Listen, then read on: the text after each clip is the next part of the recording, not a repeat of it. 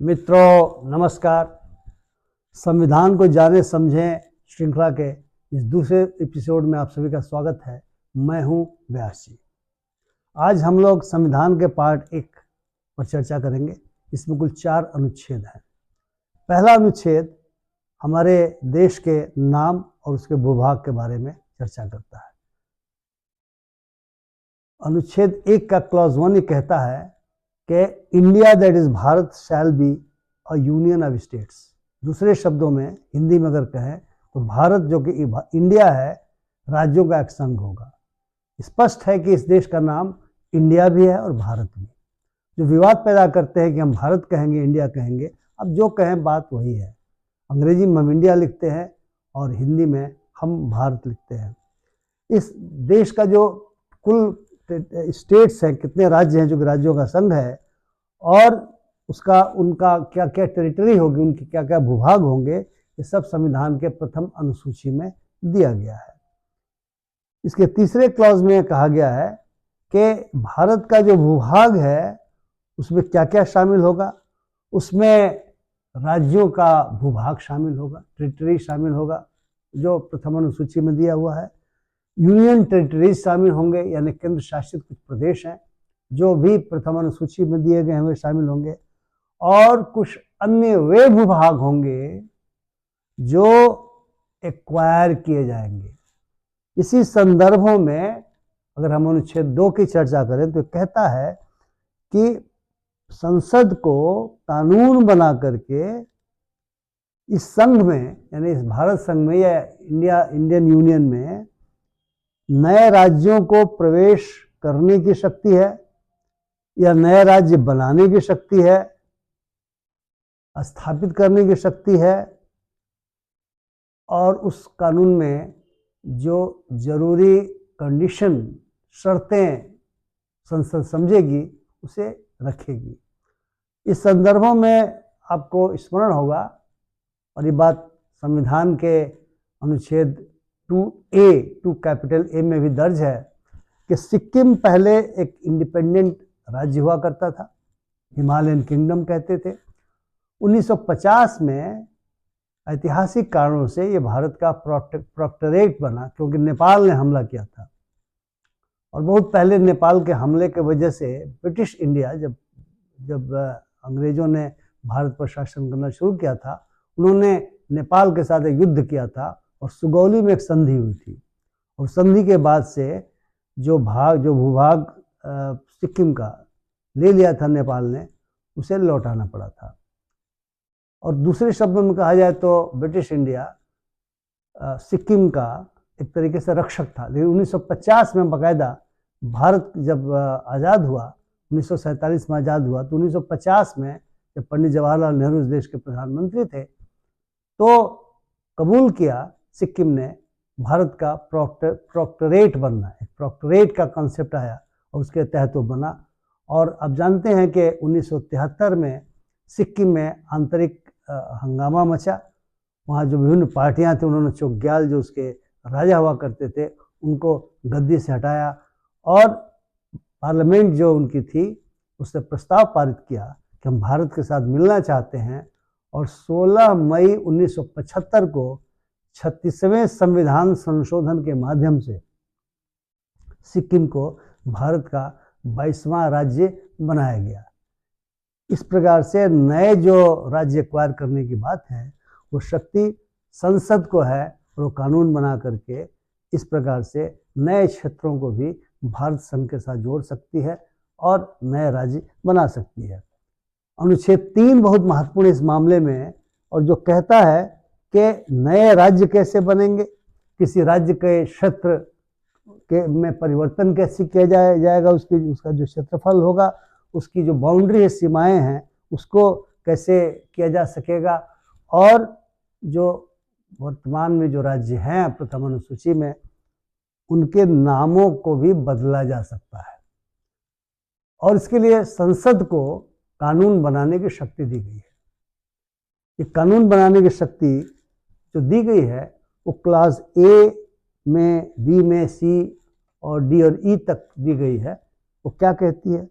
वो कहती है कि संसद कानून बना करके नए राज्य बना सकता है और इसके लिए वह एक राज्य के हिस्से करके नए नए राज्य बना सकता है, या किसी राज्य में दूसरे राज्य के हिस्से को भी मिला सकता है, पूरे राज्य को मिला सकता है, दो राज्यों को मिला करके नया राज्य बना सकता है, उसे कुछ हिस्से को भी लेकर के बना सकता है और इस प्रकार से नए राज्यों का वो गठन कर सकता है।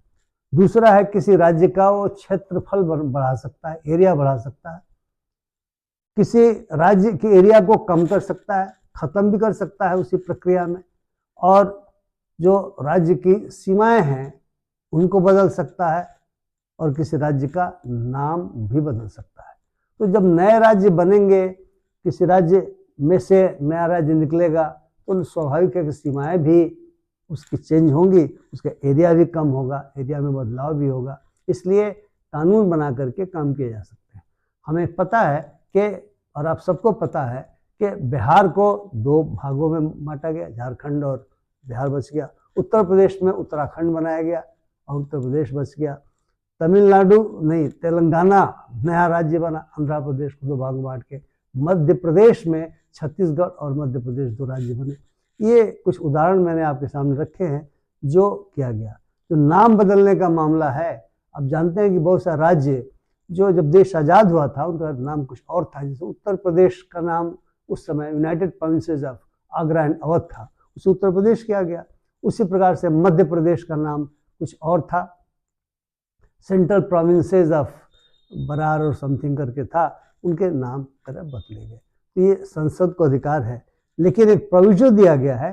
प्रोविजो कहता है कि इस आशय का, जो अनुच्छेद 3 के क्लॉजेज ए टू ई में है, इस आशय का कोई भी प्रस्ताव अगर लाया जाता है तो उसके लिए राष्ट्रपति महोदय की पहले सहमति चाहिए, और राष्ट्रपति महोदय उस पर्टिकुलर राज्य की जो प्रभावित होंगे या उन राज्यों की जो प्रभावित होंगे उनके लेजिस्लेचर को, यानी विधानमंडलों को कह सकते हैं, भेजेंगे कि निर्धारित समय सीमा के अंतर्गत आप अपना विचार दीजिए।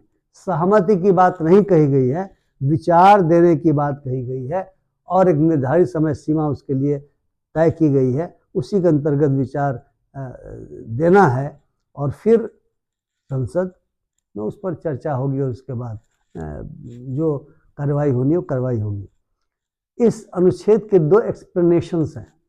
पहला एक्सप्लेनेशन कहता है कि इस अनुच्छेद में जो क्लॉजेज ए टू ई है जिसकी हमने चर्चा की, उसमें स्टेट का मतलब यूनियन टेरिटरी भी है, लेकिन प्रोविजो ये भी कहता है कि स्टेट का मतलब यूनियन टेरिटरी नहीं होता है। यानी स्टेट शब्द का मतलब स्टेट और यूनियन टेरिटरी दोनों होगा, लेकिन जहां हम स्टेट कहेंगे वो उसे हम यूनियन टेरिटरी नहीं कहेंगे। यानी स्टेट अलग है, यूनियन टेरिटरी अलग है, बहुत ही स्वाभाविक चीज़ है। दूसरा एक्सप्लेनेशन ये कहता है कि जो पार्लियामेंट को क्लास ए के द्वारा जो शक्ति दी है, जो उसमें नए राज्य को बनाने की शक्ति दी गई है, यह शक्ति किसी स्टेट के हिस्से को या यूनियन टेरिटरी के हिस्से को किसी दूसरे स्टेट के हिस्से के साथ जोड़ के या यूनियन टेरिटरी के हिस्से को जोड़ करके ये बनाया जा सकता है। अब प्रश्न ये पैदा होता है कि नए स्टेट को बनाने की जो शक्ति संसद को लॉ बना करके देने की बात इस अनुच्छेद 3 में कही गई है, उसमें यह कहीं नहीं कहा गया है कि किसी स्टेट का को यूनियन टेरिटरी भी बनाया जा सकता है। आप समझें इस बात को। नए स्टेट बनाए जा सकते हैं एक स्टेट के कुछ हिस्से को तोड़ करके, या एक स्टेट में दूसरे स्टेट के कुछ हिस्से को जोड़ करके, या उसमें यूनियन टेरिटरी के भी किसी हिस्से को लिया जा सकता है और उसको मिला करके बनाया जा सकता है, या यूनियन टेरिटरी को भी स्टेट बनाया जा सकता है। लेकिन ये कहीं नहीं है कि स्टेट को तोड़ के हम यूनियन टेरिटरी बना देंगे।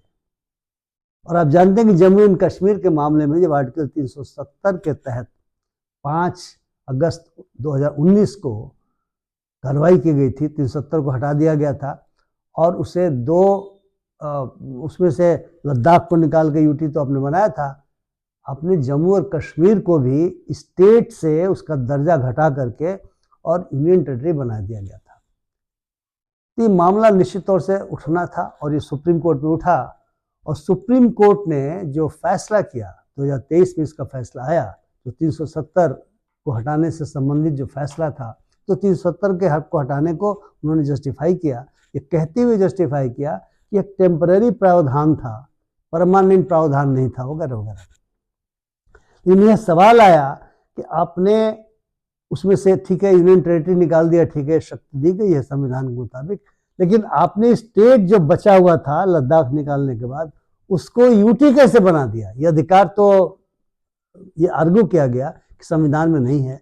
और ये भी बात आई कि ऐसा होने से एक राज्य के रूप में, जो भारत तक राज्यों का संघ है, इंडिया राज्यों का संघ है, यूनियन ऑफ स्टेट्स है, तो राज्य को राज्य होने के नाते जो अधिकार मिले हुए थे, जो फेडरेशन के लिए जरूरी हैं, एक फेडरल कंट्री अगर इंडिया है, भले कुछ यूनिटरी फीचर्स कॉन्स्टिट्यूशन देता है, तो ये अधिकार भी एक्सटिंग्विश हो गए, खत्म हो गए। तो ये करने की शक्ति संसद के पास नहीं थी। सुप्रीम कोर्ट ने दोनों पक्षों के आर्गुमेंट सुने। जो सरकार पक्ष है उसका कहना था कि नहीं नहीं किया जा सकता है, लेकिन साफ साफ इसमें नहीं दिया हुआ है। लेकिन एक बीच का रास्ता सरकार ने निकाला कि कहा कि हम जितनी जल्दी होगा जम्मू और कश्मीर को राज्य का दर्जा दे देंगे। इसलिए सुप्रीम कोर्ट ने बहुत साफ शब्दों में कहा है, और मैं इसे पढ़ भी देना चाहूँगा कि हमने इस विषय को एग्जामिन हम लोग नहीं कर रहे हैं, क्योंकि सेंट्रल गवर्नमेंट ने इस आशय का हमें कोर्ट में कहा है कि यह शीघ्र ही इसको दे दिया जाएगा।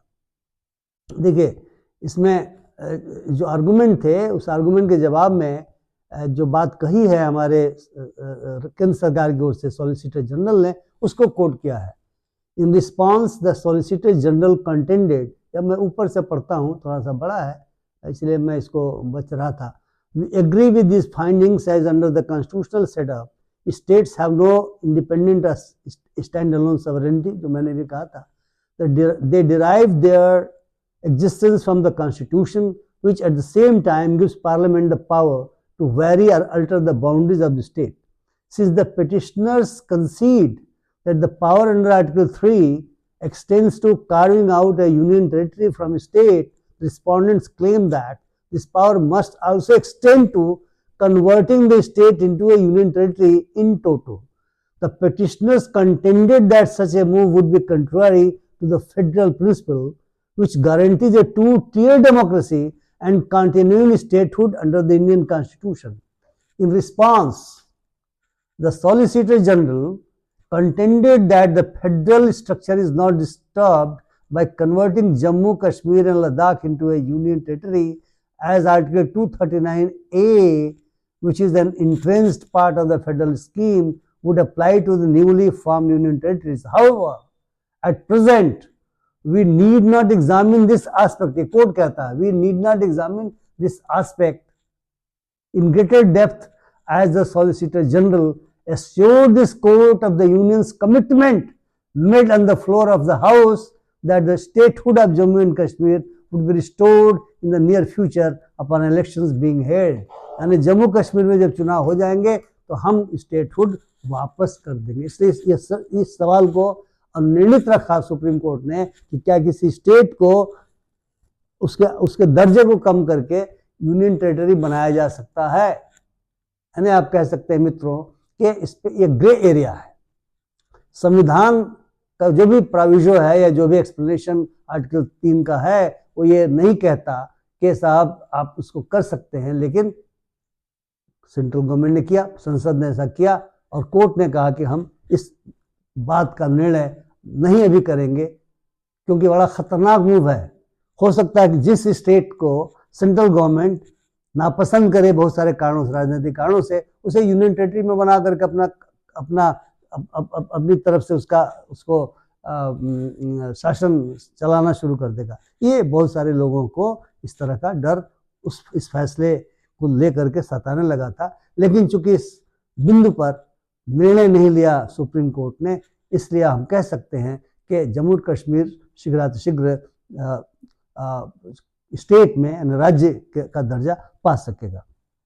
जो चौथा अनुच्छेद है वो कहता है कि इसी के साथ साथ चूंकि जब राज्य की सीमाएं बदलेंगी, जब नए राज्य बनेंगे, तो स्वाभाविक सी बात है कि जो प्रथम अनुसूची है उस प्रथम अनुसूची में चेंजेज होंगे और जो भी कॉन्सिक्वेंशियल चेंजेस करने होंगे वो ऑटोमेटिक हो जाएंगे। उसी कानून के तहत उसमें प्रावधान जोड़ दिए जाएंगे।